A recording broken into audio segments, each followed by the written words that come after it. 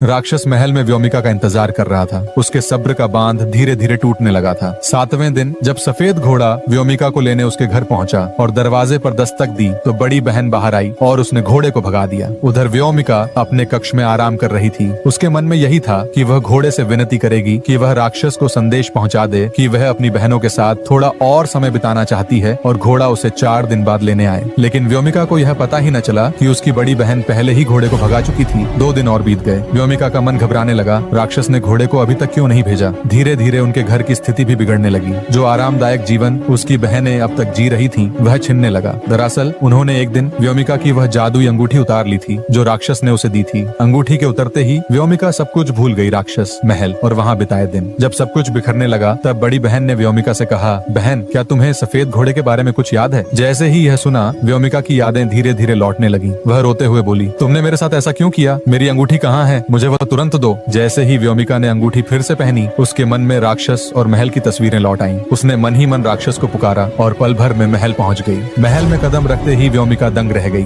कभी हरा भरा और जगमगाता महल अब सूना पड़ा था। चारों ओर वीरानी छाई थी। सब कुछ मुरझाया हुआ था। वह राक्षस को ढूंढती ढूंढती महल के पिछले हिस्से में पहुंची। वहाँ उसने देखा राक्षस एक कोने में बेजान सा पड़ा है, जैसे किसी भी क्षण प्राण त्याग देगा। व्योमिका दौड़कर उसके पास पहुंची और आंसुओं में भीगी आवाज़ में बोली, तुम्हें यह क्या हो गया? तुम मुझे छोड़कर मत जाओ। मैंने हमारी शादी की बात पिताजी से कर ली है। उन्होंने भी हामी भर दी है। मैं तुम्हारे बिना नहीं जी पाऊंगी। व्योमिका की यह बातें सुनकर राक्षस के चेहरे पर हल्की मुस्कान आई। उसकी सांसें गहरी होने लगी और धीरे धीरे उसकी हालत सुधरने लगी। उसी क्षण महल के चारों ओर हरियाली लौट आई। पेड़ पौधे फिर से जीवंत हो उठे और पूरा महल जगमगाने लगा। दरअसल राक्षस ने मान लिया था कि व्योमिका अब कभी वापस नहीं आएगी। इसी निराशा में उसने जीने की इच्छा छोड़ दी थी। लेकिन व्योमिका के मुंह से शादी की बात सुनकर उसका मन खिल उठा। उसने धनीलाल और पूरे गांव को अपने महल में आमंत्रित किया। व्योमिका और राक्षस का विवाह बड़े धूमधाम से संपन्न हुआ और दंड स्वरूप राक्षस ने व्योमिका की दोनों बहनों को अपने कारावास में डाल दिया। ऐसी रोमांचक, सस्पेंस और नैतिक कहानियां सुनने के लिए हमारे चैनल को सब्सक्राइब करें और अपना कौन सी कहानी सुनना चाहेंगे कमेंट में बताएं।